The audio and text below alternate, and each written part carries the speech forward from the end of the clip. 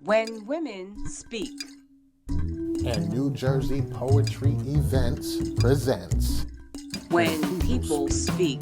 Poetry and And Conversation conversation. with pop-up poetry guests.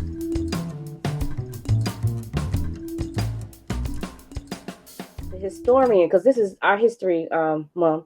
Ed, who is Ed? Who is Ed outside of the poetry? Who is Ed Mabrey? And I know I'm saying the name, I'm butchering the last name. Okay, so you just tell It's me. okay. I like Marvin makes me sound like I'm French, so I get to be exotic for the evening. But it's just Hey, Mabrey. you exotic anyway. The minute you came up on stage with those Jesus braids, you know what? I caught that in a poem too. I'll So take who's that. Ed? Who's Ed? I am. Yeah, that's a long question. I'm trying to think of the short answer. Mhm. I'm a black man here in America. To keep it simple. Black man I'm in a America. Midwest boy. I was born and raised in Ohio. I've been involved in poetry in some shape, form, or capacity for a little over 20 years. Professionally, a creative professional Mm-hmm. for 15 of those years. Mm-hmm. So I've been touring the country performing and having clocked in out for somebody else in about 15 years. Uh, so I do this professionally in terms of performing poetry, writing, speaking, lectures, etc. Mm-hmm. Colleges, workshops, blah blah blah blah blah. All that stuff is bio stuff. As far as who am I, I'm trying to accept my. I'm still at this day and age, still trying to settle into the aspect of my responsibility as being part of the chain of important Black voices, Yes, yes. and trying to keep that tie, because you fight it for an extended period of time. Like any calling, you fight your ministry. A lot of people, some people embrace it. Most of us fight it, Yeah. and then you eventually give in or succumb to it. And then it's a matter of how you approach it. So in terms of the work, um, I I unintentionally become a historian, but Mm-hmm. I'm very much a Black futurist. I'm an Afrofuturist. Mm. I try to create a world where we exist in the future. So Mm. hence the lyricism of speaking in past tense of us, but also engaging furthermore. So speaking in sci-fi terms, like the line about um, so Black women start feeding their babies fish oil, hoping they'll grow gills to get around chokeholds. Mm. So even if you choke our neck, we have gills to still breathe. Wow. Or Black women pushing on the heads of their babies so their necks don't grow. Mm. um, are just sci-fi concepts simplified to like one or two stanzas. Um, Even the rhyming, like I first started, I rhymed a lot, then I got away from that to focus on some other forms of writing, and then kind of coming back to it to see if you can kind of elevate the thing because you can't complain about uh, the quality of hip hop or the quality of rhyme or rap, the quality of rhyming poems or poets. You can't complain about something unless you plan on offering a solution. So Absolutely. trying to contribute to the solution of it. Because then that raises the bar, kind of like what Toby Nwigwe is doing as far as raising the bar and challenging us, what Kendrick has done as far as challenging us, etc. Well, Yeah, so I you mean, I I can mean, go on, but yeah, it is. I'm just yeah. me. I was My name gonna is say, Mud. you definitely have that bar already raised. Like I had interview questions for you, but I need to know this. I need to know this. You did not know me from a can of beans when I walked up to you and said, "Ed, be on my show." What made you say yes? Correct. What made you say yes? What was the energy that you felt that propelled you to come here and perform the way you may think it's a small thing, but it's not. It's not. What propelled you here? What made you accept that invitation? I do my best not to say no unless absolutely necessary. Hmm. For one, I'm just really big on that. Two, I mean, as far as you specifically, like you're a good human being, Mm. right? Like you have a good spirit. Wow. Nothing nothing when you approached me. I'm trying to think of the short way. I'm sorry, everybody that's watching this. Like, why is he talking slow and staccato? But I try to these days to make sure that when I speak, I'm speaking after thinking. Um, in short, I was in a space with people who love me. Yes. Big Mike, some other for Roddy, all caps, things like that. There's people in that space who love me. So I already had my boy James was there, some other folks as well. I already had my energy barrier down a bit because I was a little more comfortable. Where a lot of times I make sure I go into spaces fully protected, if that makes any sense. Yes, it does. It does. Um, So I was a little more open. And then in turn, for someone to speak, none of those radars, none of the beeps, went off. Like, hold on, like, put it back up. So that's one. That's just automatic. That's an instantaneous millisecond kind of thing. Someone approaches you, you don't feel anything odd, so you listen to what they have to say. Yeah. Beyond that, yeah, I just said yes. Something said just say yes and go ahead and do it. You carried yourself in a manner. The air around you was strong. Yeah, you just carried yourself well. Yeah, I didn't have any idea. No disrespect at all to your show. You have a wonderful platform. Just I hadn't heard of it before because I started asking you questions like just the other week, and was still very much like, yeah, well, I'll get it done. Like, so I'm here now. I just flew across country today from LA, and it inboxed you, to make sure I got here. And I literally got in when you saw me pop up in the chat. I just got him. I haven't even paid him. I was like, I'll pay you. I'll give you my credit card. Like, let me get in my room. I need to handle this talk. So no, it just was supposed to be. And then James is a good human being as well. So, and then the people, Uninvited Man, I've known that brother through the circles of spoken word for about at least a decade plus at this point. It's good to see that one, he's alive, two, that he's alive and doing great work. These days, anytime I see a Black person and I haven't seen them in a while and I see them and it's been 10 years, I celebrate the fact that they're still here and still sane. So that's beautiful. This But by all means, please ask your questions. I'm sorry, I don't want to mess up your question. Yes, you did. I'm on heaven, so yeah, you did. This is a good segue. We have a surprise for you. Yeah, we do. One of the people that you actually mentioned just wanted to say a few words to you and let you know how we really appreciate you in Jersey. So we're gonna bring him up to the stage right now. Yes, the love. The love this is guy. What's up, man? How are you, man? What's up, baby? How you doing, fam? I'm doing well, man. How's everything with you? Well, I'm trying to be like you. You know that. No, it's great to see you. We got to get you back into Jersey live and in effect because we still owe you that feature. And just seeing just seeing you slam, last month was a treat for everybody who was there. It's always great when the GOAT comes around. Stop all that, but thank you, man. It was fun. We kept the cold place hot. I'm gonna gas everybody up now. See, you're being very humble with things. Like Ed straight whoops people's ass consistently for 20 years. Okay, that's what he's not saying to y'all. He whoops people's ass. Like these young guns are coming for him. They're coming for him. But Ed, what did Omar say? If you come at the king, you best not miss. If you don't bring your A++++ game, you're not fucking with Ed Mabrey. Mind you, he came all the way from Los Angeles. Yes, sir. To kick butt. Oh, but that's yeah. Yeah, that was cool, man. That was cool. But it's like Jersey has the best donuts. That's why I really came. I didn't come for Sam. Jersey has the best Dunkin' Donuts, and I wanted some donuts. So I popped into Jersey to get the donuts. Just happened to be there was a Dunkin' Donuts directly across street from the venue, so I figured I'd go ahead and do it. Yeah, that's true. You bought plenty of donuts after, right? Because you had that money in your pocket. You probably bought a whole bunch of donuts at the end of that. Yeah.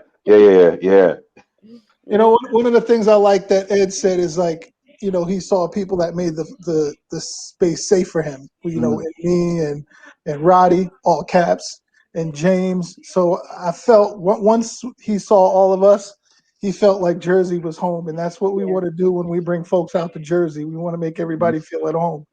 And you hit it right on the head. These two people, James and Amira, are two of the best people on our scene. Forget the poetry. They are phenomenal human beings, like you said. Thank you. I'm glad that you caught that energy from Amira because she is a staple. She is the most supportive person I've ever met. Thank you, Mike. I appreciate that. Thank you, Mike, man. So we all connected. And I'm family now, so I'm call you. Done. I got you. Yeah, but it's great seeing you, bro. You stay safe traveling this country. Yeah. Thank you, man. I love you. I appreciate you. Love you too, bro. I'll let you get back. I need to hear another poem. Thanks, Mike, for sharing love. Thanks, Mike. See y'all later. Thanks for the surprise. Check you out later. Wow, that was phenomenal. Thanks. Thanks for making that happen, James. He wanted to say it, when he heard that part of the show, he was like, I gotta let him know. I gotta let him know. So yeah, I was like, definitely. How can I, not allow him to say Right. a few words to you, But I had a couple of more questions. Yeah. And I really wanted to get to these questions because I think the people could really benefit from it. But like, what in the world drew you? And you touched on it a little bit. What drew you to spoken word? Period. Like, out of all art forms, you chose spoken word. Like, why spoken word? Gotcha. One, it chose me. I definitely didn't choose it. I'm not trying to be all deep and hippie about it. It wasn't on my radar. Uh, Two, when I was a kid, I was into poetry because I was into speeches and mythology. I grew up in Dayton, Ohio. So of course that's Paul Laurence Dunbar's territory. Ooh. So that's little brown baby with sparkling eyes, come to your pappy and sit on his knee. What you been doing, child? Make a sand pies and get that bib. You as dirty as me. Like that's literally slave Negro speak era poetry. So without them, there's no us. So I did that in speech contests when I was like fourth grade. Hip hop came along because I'm a little more on the grown side, older side, whatever. Hip hop hit the Midwest, and back then I was young, of course, and dumb enough to believe the peer pressure of my group. So poetry became a thing for girls, right? If you're of a certain age, then across the country, we didn't even know the word misogyny existed, or sexism, or toxic masculinity, or patriarchy, or white privilege. Those things didn't exist at that time frame in the late 70s, early 80s. So when we go, I want a poem. Well, poems are for sissies or for punks or for whatever. You got to be a rapper. And I was like, oh, I guess I'll be a rapper then. And I did that for a little while and did pretty well at that. And then fast forward, I got my heart broken. This is pretty much the actual story of me getting the poet. I got my heart broken. Couldn't afford therapy. And there was an open mic a block away from where I lived in Columbus, Ohio. And I was like, I'm going to go here and I'm going to read this horrible poem and make everybody feel as sad as me. And then I'll feel better. That was it. It wasn't some deep, I've been writing since the womb BS. And I came out with a pen in my hand and none of that BS. I started because I got my heart broken. I was already older. And I was like, this is some BS. I did a really bad poem, really, really bad poem. And then after it was done, so I'd never go back there again because I embarrassed myself. And kind of like going to church back in the day, the closer you get to Sunday, the more you feel compelled to go, whether you wanted to or not. Same thing, the closer that next Wednesday came, the more I was like, I'm not going. Then I found myself walking to the venue. And I had never been part of a positive Black community growing up in the hoods I grew up in. And I hadn't experienced it as a child or a young adult. So as a grown man, to walk into a space and Black people welcomed me, the elders in that community, the elder Black people in that community were like, we're glad you came back. We see something in you that you might not see in yourself yet. So now that you got that bull out your way, like you got that out your system, here's a book called The Black Poets Anthology. We want you to read it. We don't want you to say a single poem until you've read the whole book. And I was like, I don't know y'all. No, like I don't know you. People get out my face. I'm, whatever. And I found myself reading on the bus, reading it at home every chance I could. I was flipping through pages and was amazed at all the voices in that anthology that I connected to. Paul Laurence Dunbar was one of the early poets in the early chapters of that book. And it just opened me up to a thing. So that was open mics. Then open mics turned into the owner of the venue did a poetry contest. Like first place was like $10. Second place was like a free coffee. Third place was like free admission the next week. We didn't know Poetry Slam existed. We did that for like a year. Then someone came through town like, yo, there's a thing called Poetry Slam. We're like, you lying. He made it up. It's called Poetry Contest. And they're like, no, idiot. It's all over the world. I started doing that, and that became a big thing. And then I found some success in that. Praise God for that. And it's kind of everything is kind of Forrest Gumped its way into this. That's why I said it's more of a calling, because I didn't walk this path. I just started walking, and all of a sudden this path was here, and it's here we are. I hear that a lot in your work, because my first interaction with you and your work was when you did, I like to call it was my first like poetry concert, and you came to Newark Symphony Hall. Talam was hosting. Oh, the tour we did together. Yeah. You were one of the features, and I was like, there's a difference when you have your whole self in the words. And I felt that with every word that you said that night. And I was like, who is this Oh, guy? thank you. Like, you know, Thank you. because that what I'm hearing is how I started. Um, Whereas I was trying to get over emotional issues that I was having from a bad relationship, but then I found my purpose through the words. And Mhm. it's amazing. I'm hearing that a lot too, with a lot of like young black men that get into poetry in the beginning, and then what it spawns into later on. I'm hearing that Mhm. scenario a lot, you know. Mhm. And it's definitely, I think it's divine. Honestly, I Yeah. think it's divine. But yeah, Big Mike, we brought him back up just to continue this conversation because Sure. him being in in this game a lot longer than us, and being a touring poet, he could kind of put some background perspective to what you're talking about. So Big Mike, you have some few words just to Oh no, it's just a lot of the things that Ed hit on is you fall in love with the word, and that's what keeps you going, and that's what I always admire poets that do this for a living the proper way. They really make a living off of it, and Ed is one of those people who he does this for real. Yes. And when you can do something you love and something you're passionate about, you hold on to it and you keep it forever, and you have an impact on people's lives. When you guys throw me in there, this is just a fucking hobby for me, but Ed has really, he goes across the country and he does it. And let me tell you something, he's a comedian. Yeah. He's phenomenal at a lot of things. He's like Paul Robeson up in here. Yeah. He's a man of many talents. he Definitely. did he was nominated for an Emmy. Yeah. Yeah. What was that? Talk about that Yeah. experience. You were nominated for an Emmy, Ed? Yeah. You're trying to Yeah, catch up with is Blues. Blues got me because of the ESPN deal, man. Blues is the king of Charlotte. Blues got Charlotte on lock, man. Let me get a city on lock up. Um, I don't like doing. Okay, everybody in the chat, hi in the chat. I'm gonna come over and sneak over to y'all in a minute and like type some, say something hello. But yeah, I hate. That's why I asked you about like intros. Like I hate intros. I hate bio talk. Okay. Uh, Okay. I have. Well, no, I want to respect your ass though. The NAACP Image Award nomination came from doing Verses and Flow. The Emmy nom came from being on a movie of the week back when they called them movies of the week. That was on ABC and I think later on Fox called What Angels Fear. It was a TV show and I was one of the actors on it.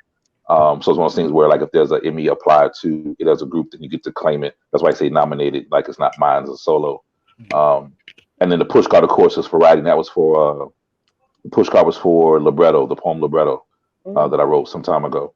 Other than that, yeah, I mean, just it's part of the process. Yeah, I do a few different things uh, that I would try to do in poetry, and then go ahead and realize that it didn't fit in poetry, so just go do it. Like Mike. Like Mike is one of the funniest people I know, Yeah. and he has some amazingly funny poems. Mhm. And I was, I'm gonna do a funny poem, kind of break up all the monotony of the other poems.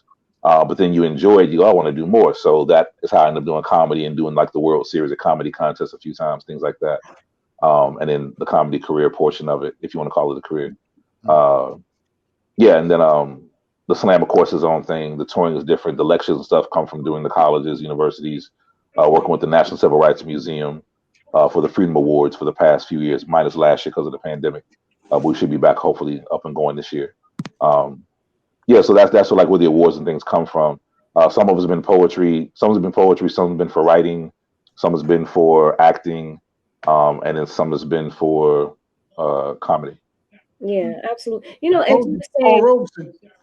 you were saying that you really don't like to do the intro, but like I'm feeling at this moment, and I know our audience is feeling the same way. Well, how could you not? Like we're here this day, today, to celebrate history, the history in the making, which begins today, because today is going to be tomorrow's history, and everything that you have given tonight was purely a blessing, and everybody, it went to the souls of everybody listening. So Thank I you. understand when you say you don't want to do the intro, the big intro, but the poems themselves introduce you. Mhm. Right.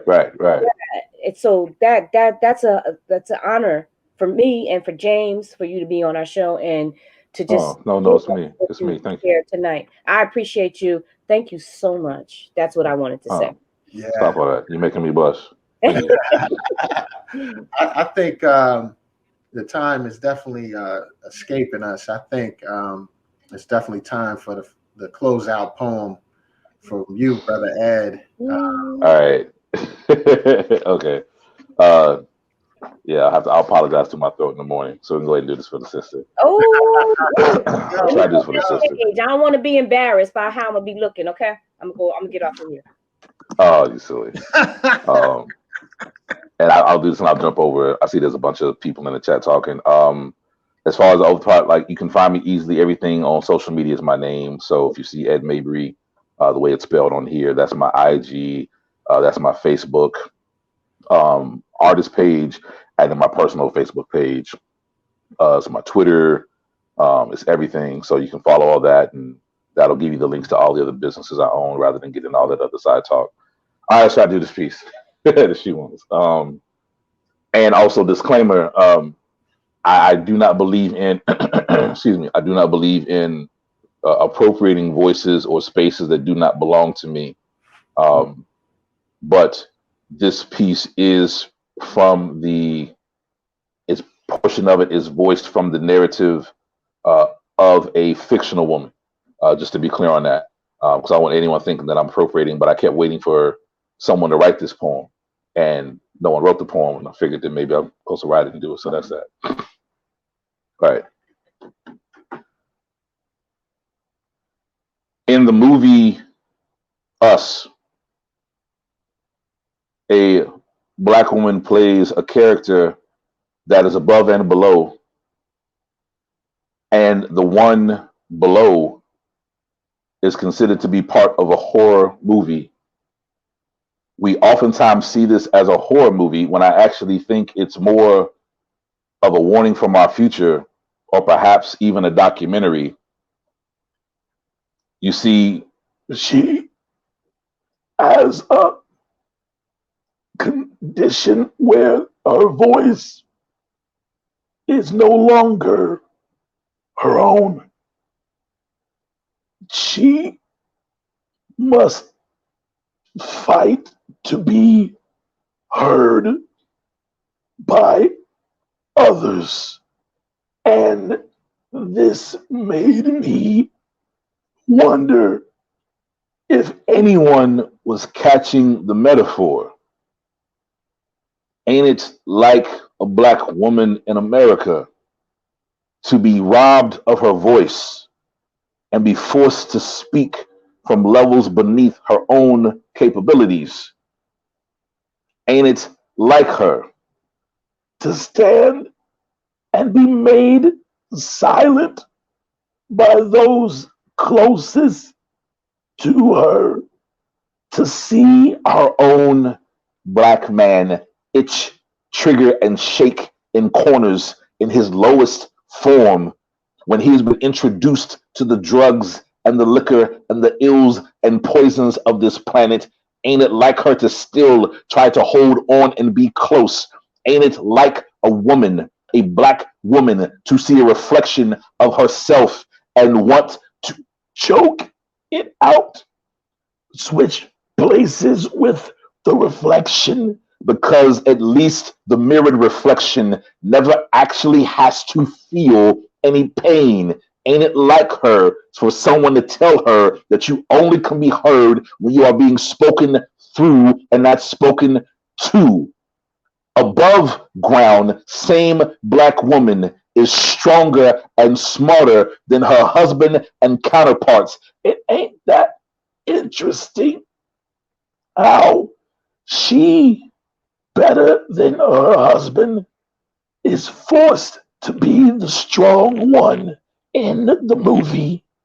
She has fought from beneath where they placed her, made her way to the top of the echelon to still be in a position where she has to protect her children and her own man when he lay up limp Your metaphor being his leg has been snapped, aka shackled. It is her who grabs the fire poke, also considering the one who stokes but also can put out the fire to keep things alive as she fights the white counterparts, male and woman, to keep her family safe. Ain't it like a black woman to always being forced to keep her family safe? And then this is normally where we as poets make the mistake of calling her the hero or the shero or ain't she amazing and put a cape on her back. But maybe it's time we recognize she's tired of being something she never asked to be.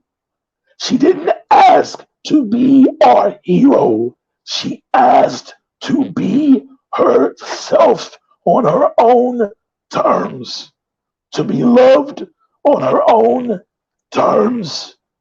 In red jumpsuit, representing the blood she has shed, played by the darkest skinned woman they could find. Ain't it like a black woman to be a standing form of Africa on two legs, holding golden shears? And ain't that her? Always cutting a part of herself away to make others feel worthy and sizable within her presence. Don't that represent the forced hysterectomies that happen in our penal system to this very day? Don't it represent how even if she gets a good six-figure job and health insurance, how she is more likely to be told that she needs to have her reproductive organs removed than her white counterparts when going to her five-star PPO HMO class MD? Ain't it like her to still try to show us something better within ourselves? And maybe it is time for us to stop expecting so much of her, giving false praise because she keeps surviving, when we also are responsible for how she is being strangled and choked on a regular basis. So when the movie says it is us, she is us, she is us, and us seems to be tired. Ain't it like her at the end to drive off in an ambulance, the one who is injured, still taking care of those who are injured? Ain't it like her to keep the monsters at bay, even when the monsters look just like her man, her children, protecting us on a regular basis? So maybe it's not a horror movie unless we keep forcing her to do the same thing. Maybe the movie was a documentary or perhaps a sci-fi, our own matrix, to see if we are plugged in or out of the situation. Maybe it was a call to arms, a begging and beseeching of the black woman to ask us, please stop doing this to me, and I will even be better prepared to do more for you. Thank you.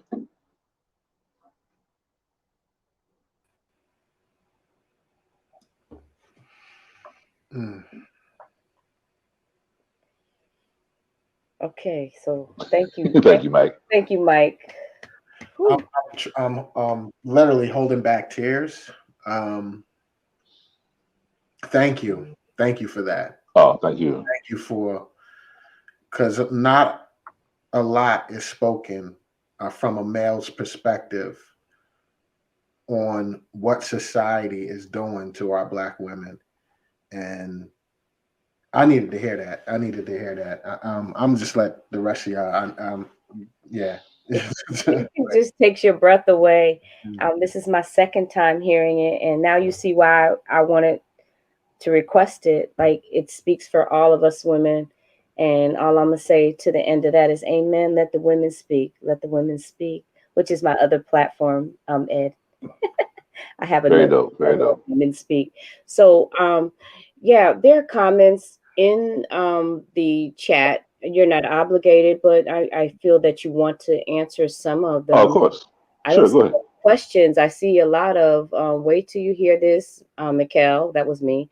Thank you guys so much. Yeah, but if But anyone has a question, feel free to throw it up real quick. yeah, I'll gladly yeah. respond. Yeah. He's got a little jet lag. So if you have questions, can you kindly post them like right away, and so that he can go get his rest. Where are you, Ed? In Bucharest? Uh, I am at an undisclosed location until tomorrow. Ah. Let me tell you. He's nearby.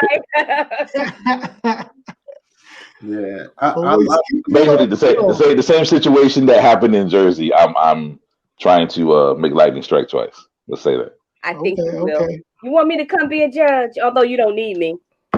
You silly. No. But yeah, I'm glad he asked anything. If someone has something they want to throw up, that's not a I problem at all. see giving explanations. That's it. No questions though. I I'll love. take that. I'll take the explanations as well. That's love. I'm glad everybody enjoyed the piece. Yeah, it's when I first watched that film. I mean, I enjoyed the film like everybody else did. It was a dope film. Jordan Peele knows what he's doing. But the other aspect of it just kind of like something kind of sits in the back of your head. You can't quite place what it is. And then the second time I watched it, I was like, oh wow, like never mind if you get past the horror aspect of this. And there's a lot of different angles to it, but just the notion of the one below that had been the one above was still in charge of the family, and still dictating everything and still taking care of the one below that wound up above. All the things she had to do to fight and scratch and crawl to be accepted, where they make it seem like a trick, but it also can be looked at metaphor of being accepted in society. And then, getting the husband, getting the kids, but then at some point realize that her husband is cool, but he's also ineffectual. Yes. Right? Like I'm not gonna leave you, but you ain't all that. But I'm not gonna leave you. I'm gonna stay by, like, literally, like there's a point she looks at him like, I'm gonna stay by your side, but I've been humoring you this entire time. I am stronger than you. I'm smarter than you. I'm better than you. I've been humoring you this entire time, and I'm here now for the children. And that's not, again, it's like, wow, okay, so it's said through jokes, but it's implied. When you really think, it's hella implied through there. It's like, that's cool, but also that's kind of messed up. Not mad at her, mad at the writing, but it's like, wow, like that's how many we see on a regular basis on social media, sisters complaining about the lack, or of quality men, or being tired of certain situations, and we usually just applaud their strength. There's meme after meme and gif after gif and joke after joke about the strength. And was the one where the woman's drowning, the black woman's drowning, and someone reaches a hand out and they give her a high five and go, you go, girl, you got this, as she continues to drown. My own mother being strong, and then at some point you go, well, it's cool that you're strong, but we shouldn't always lean on that. You shouldn't always lean on that. Should maybe, you only get strong by having pressure applied to you. So maybe you shouldn't be quite so strong, because it means you would have a little less pressure applied to you.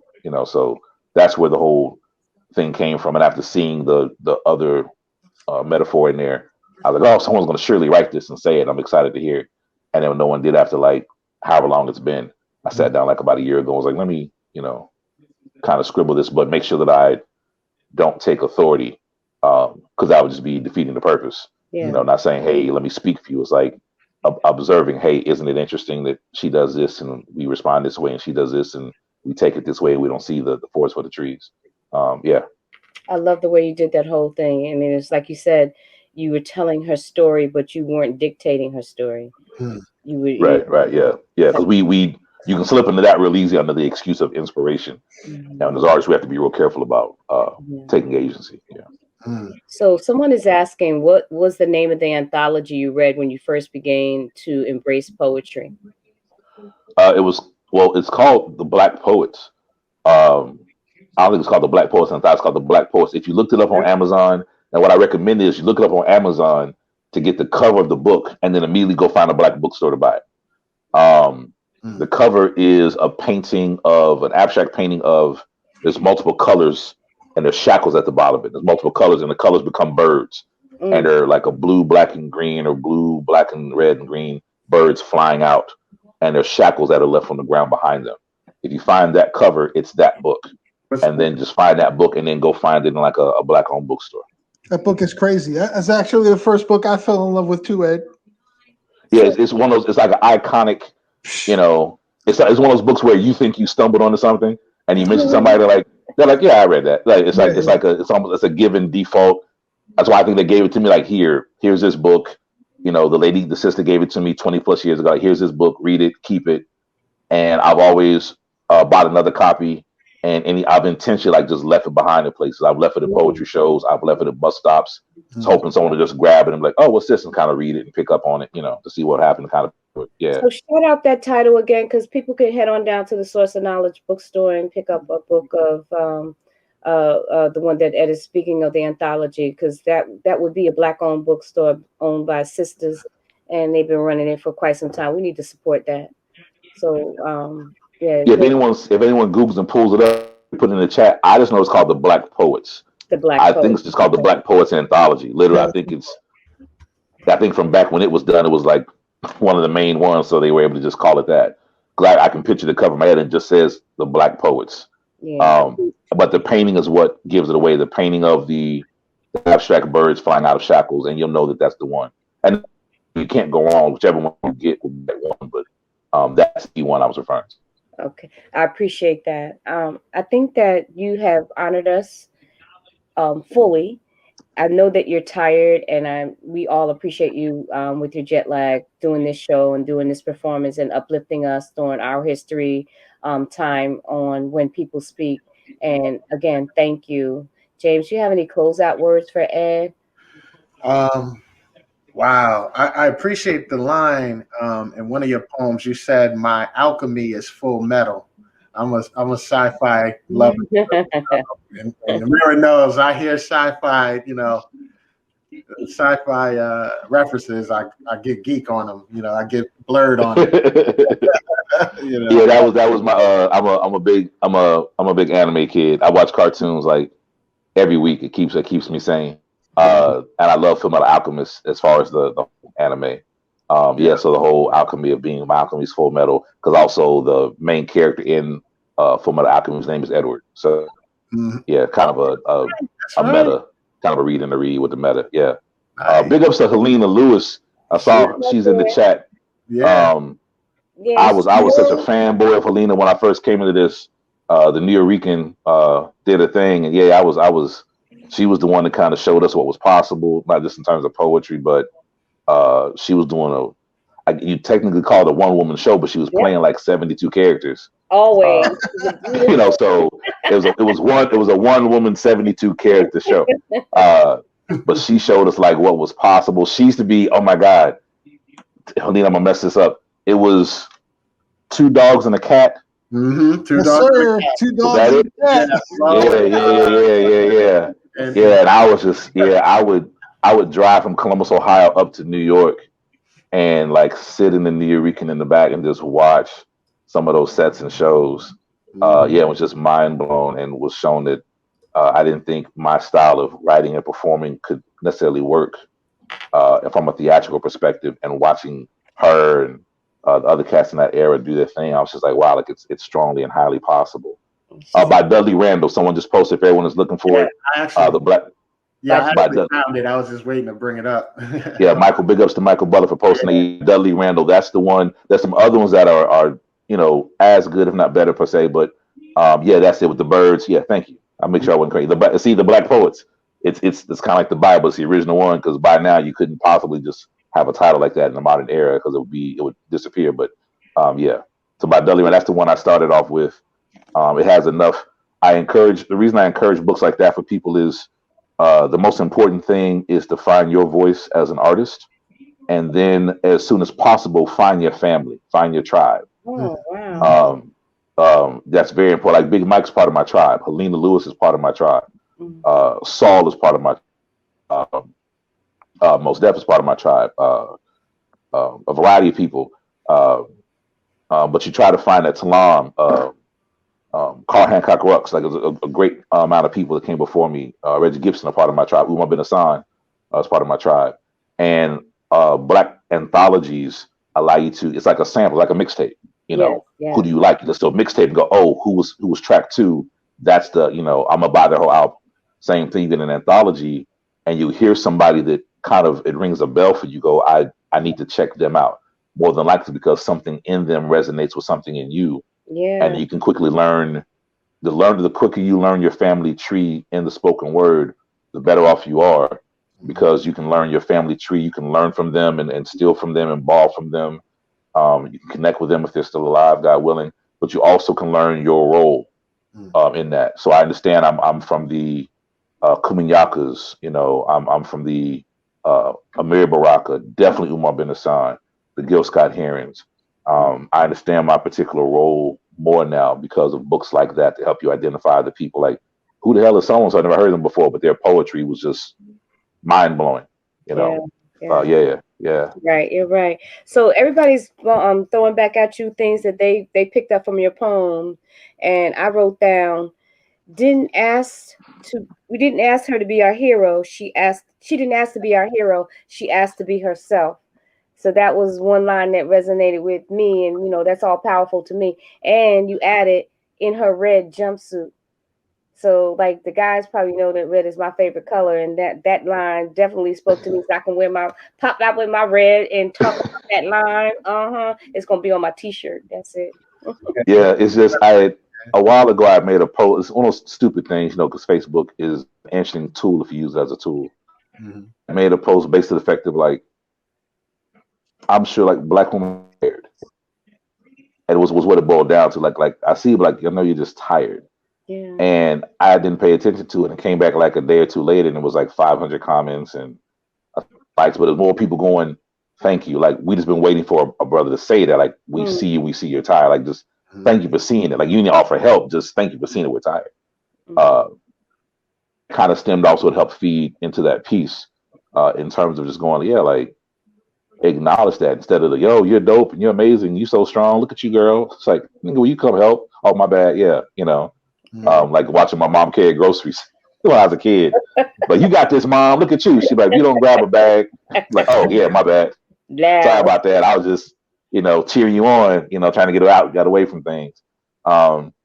Yeah. I mean, we go on about that movie, and I'm going to end up doing a whole series of poems about that because even with the rabbits, the metaphor of black people being told they were promiscuous and have a lot of sex and have a lot of babies. So the notion that they only ate raw rabbit was a whole other thing. And in fact, it's a white rabbit, and that's a whole other conversation. White rabbit in the other fairy tales. Oh, and people can find me. I saw you post at hashyroad.com. That's my online site. People find me more better at edmabrey.com. Which is my name and a .com. So I'm at edmabrey.com, or any of my social media is my name. If you'd like to purchase Umar bin Hassan's book, one of the members of the Last Poets, and I love him to death. He has his first ever book ever released. And you think about his age and how long the Last Poets have been around, he's never released a book.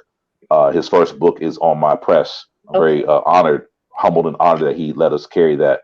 And that's at grumblepress.com. Like Grumble instead of Rumble, grumblepress.com. You can find that book, or just hit me up and I'll tell you how to find all my stuff because I got a billion links. I ain't gonna waste your time. Just DM me or inbox me directly. Anybody, I'll respond within 24 hours, no matter who you are and where you're at. Within 24 hours, I'll reply to you. But y'all are dope, man. I can't. No, Grumble. I'm sorry, not Crumble. Grumble. Yeah, with a G. Actually, he's referring to a group of pugs, but yeah, that's me being all special because I had a pug as a kid. Boom, that. That's the press for the books, which has that from that concert, James. What he's referring to is Talam. He put together a tour, and it was Talam, Lamar Hill, 13 in Nazareth, Jahidi Brownfish, Sonny Patterson. Oh, what was the sister's name? It literally just walked out my head. What was the sister's name, James? Do you remember? Yeah, it literally walked out. Yeah, I want to say Nikki, but I think that's wrong. Oh, no. It's gonna come.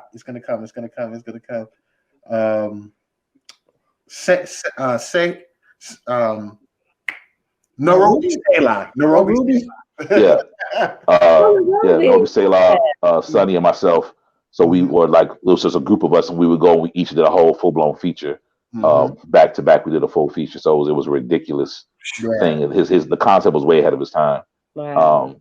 So we did that. From that, I actually published a book of everyone, of some of the poems. So that's at the same press. We put a book together. So hit me up. It's called Hieroglyphs. I'll make sure to send you a copy, fam. Since you came to the show, you deserve a copy of it, my treat. Thank you. Appreciate Yeah, most definitely, man. Look But at Mike. y'all are beautiful. Wait.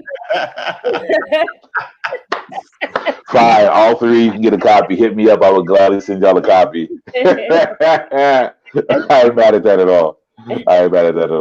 Real quick, I just want to show them your website, just real quick. Look at James, man, you're the most techie dude out here with your poetry. But this is his website.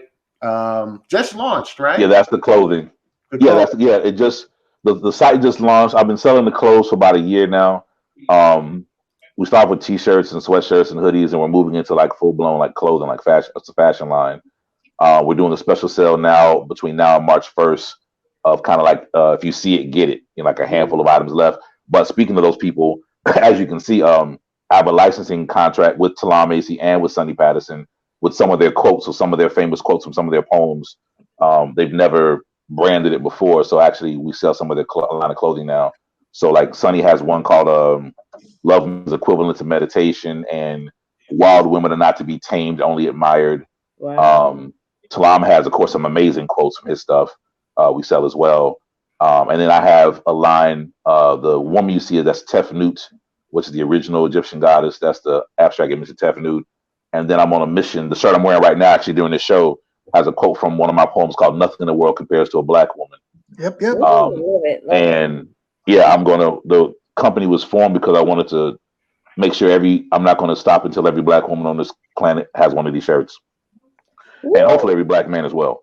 I'm going to anyone who appreciates Black women, period. I know a big white guy that has one. Most that Big Mike's actually rocked one before. So yeah, there's that. Oh yeah, I saw him wear that. Yeah. Hashy World site for the clothing. Guambo Press is for my small press for books. My at Mabrey.com, which is whatever I have going on at the time. And we got another big surprise coming up next month for National Women's Month. We're actually having a Nothing in the World Compares to a Black Woman contest. And that site won't go live until March 1st. But it's going to be just that, where sisters will take a picture wearing, their shirt that has the quote and a 50-word little blurb about, why nothing will compares to a Black woman. And at the end of the month, we'll tally up the votes, and someone's going to win money, someone's going to win prizes, all kind of stuff. Yeah. I'm excited about that one. Amira's getting excited about that. Yeah. Now, you know damn well you can't write 50 words, Amira. Stop it.